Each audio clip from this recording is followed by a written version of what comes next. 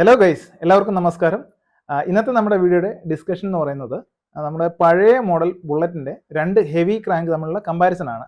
അപ്പോൾ ഇവിടെ കാണുന്ന ക്രാങ്ക് ഷാഫ്റ്റ് ഇത് പഴയ G2 ബുള്ളറ്റിൻ്റെ, അതായത് ഒറിജിനൽ ഇംഗ്ലണ്ടിലുണ്ടാക്കിയ G2 ബുള്ളറ്റിൻ്റെ ക്രാങ്ക് ഷാഫ്റ്റാണ്. ഫാക്ടറിയിൽ നിന്ന് വന്ന ക്രാങ്ക് ഷാഫ്റ്റാണിത്. അപ്പോൾ ഇവിടെ കാണുന്നത് നമ്മൾ ലേറ്റർ മോഡൽ ബുള്ളറ്റ്, നമ്മൾ ഇന്ത്യയിലുണ്ടാക്കിയ ബുള്ളറ്റിൻ്റെ ക്രാങ്ക്, അതായത് ഇത് ഒറിജിനലി 8 കിലോയേ ഉള്ളൂ. ഈ ക്രാങ്ക് എടുത്തിട്ട് ഓരോ ഫ്ലൈ വീലിലും, ഈ കാണുന്ന റൗണ്ടിലുള്ള സാധനമാണ് ഈ ഫ്ലൈ വീലും നമ്മൾ ഉദ്ദേശിക്കുന്നത്.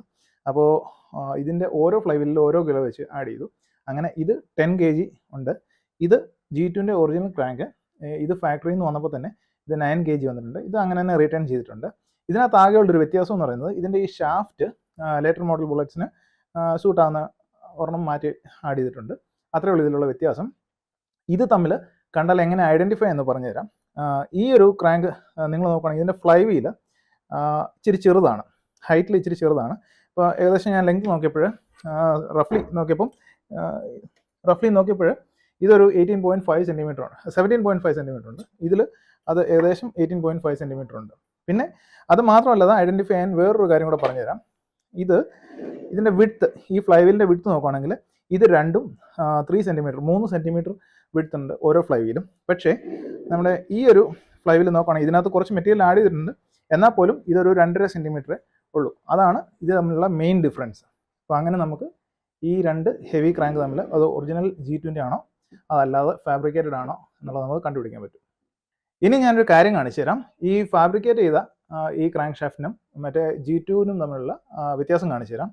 ഈ ക്രാങ്ക് ഷാഫ്റ്റ് അക്കോമഡേറ്റ് ചെയ്യാൻ വേണ്ടിയിട്ട് നമ്മുടെ ക്രാങ്ക് കേസിനകത്ത് കുറച്ച് മെറ്റീരിയൽ എടുത്ത് കളയേണ്ടി വരും. ഞാൻ ഈ ക്രാങ്ക് കേസ് ഇങ്ങോട്ട് എടുത്തിട്ടുണ്ട്. ഇവിടെ നോക്കുവാണെന്നുണ്ടെങ്കിൽ ഇതിനകത്ത് കണ്ടോ കുറച്ച് മെറ്റീരിയൽ എടുത്ത് കളഞ്ഞിട്ടുണ്ട്. ഇപ്പം നിങ്ങളിത് നോക്കുവാണെന്നുണ്ടെങ്കിൽ ഇവിടെ ഈ ക്രാങ്ക് ഷാഫ്റ്റും ഈ ക്രാങ്ക് കേസും തമ്മിലുള്ള ക്ലിയറൻസ് വളരെ കുറവായിരിക്കും. ഇതിനകത്ത് ഗ്യാപ്പ് വളരെ കുറവാണ്. പക്ഷേ നമ്മുടെ G2ലുള്ളത് കാണിച്ചു തരാം. G2ലെ ഒറിജിനൽ ക്രാങ്ക് ഷാഫ്റ്റ് ഇടുവാണെന്നുണ്ടെങ്കിൽ ഈ ക്രാങ്ക് കേസിനകത്ത് മെഷീൻ ചെയ്ത് കളയാതെ തന്നെ ആവശ്യത്തിന് സ്പേസ് ഉണ്ട്. ഞാൻ അതും കൂടെ കാണിച്ചു തരാം. ഇപ്പം നമ്മുടെ ക്രാങ്ക് കേസിനകത്ത് ഫിറ്റ് ചെയ്തിരിക്കുന്നത് പഴയ G2 ബുള്ളറ്റിൻ്റെ ഒറിജിനൽ ഫാക്ടറി ഹെവി ക്രാങ്ക് ആണ്. മുമ്പേ നമ്മൾ കണ്ട ആ ക്രാങ്ക് ഷാഫ്റ്റും ഈ ക്രാങ്ക് ഷാഫ്റ്റും തമ്മിലുള്ള വ്യത്യാസം നോക്കുകയാണെങ്കിൽ ഇതിനകത്ത് ആവശ്യത്തിന് ഗ്യാപ്പ് ഉണ്ട്, മറ്റേതിൽ ഗ്യാപ്പ് വളരെ കുറവായിരുന്നു. ഇങ്ങനെ റോയൽ എൻഫീൽഡിൻ്റെ ഫാക്ടറിയിൽ നിന്ന് തന്നെ വരുന്ന ഹെവി ക്രാങ്ക് ഉപയോഗിക്കുന്നതിൻ്റെ ഒരു അഡ്വാൻറ്റേജ് ഞാൻ പറഞ്ഞുതരാം. നമ്മൾ ഈ ക്രാങ്ക് കേസിനകത്തുനിന്ന് ആവശ്യമില്ലാതെ ഇങ്ങനെ മെറ്റീരിയൽ കട്ട് ചെയ്ത് കളയേണ്ട ആവശ്യം വരുന്നില്ല. അപ്പോൾ അതിൻ്റെ ഒരു വലിയ അഡ്വാൻറ്റേജ് എന്ന് പറഞ്ഞു കഴിഞ്ഞാൽ നമ്മൾ പോകുന്ന വഴിക്ക് ഒരു വലിയ കല്ല് വന്ന് ഇതിലടിച്ചു. അപ്പോൾ ഈ മെഷീൻ ചെയ്ത് കളഞ്ഞു കഴിഞ്ഞാൽ ഇത് പൊട്ടിപ്പോകാനുള്ള ചാൻസ് കൂടുതലാണ്. അപ്പോൾ നമ്മളത് മെഷീൻ ചെയ്ത് കളഞ്ഞില്ലെന്നുണ്ടെങ്കിൽ ഈ കേസ് അത്രയും സ്ട്രോങ് ആണ്. അതിന് വേണ്ടിയിട്ടാണ് കമ്പനി അത് അങ്ങനെ എഞ്ചിനീയറിങ് ചെയ്തത്.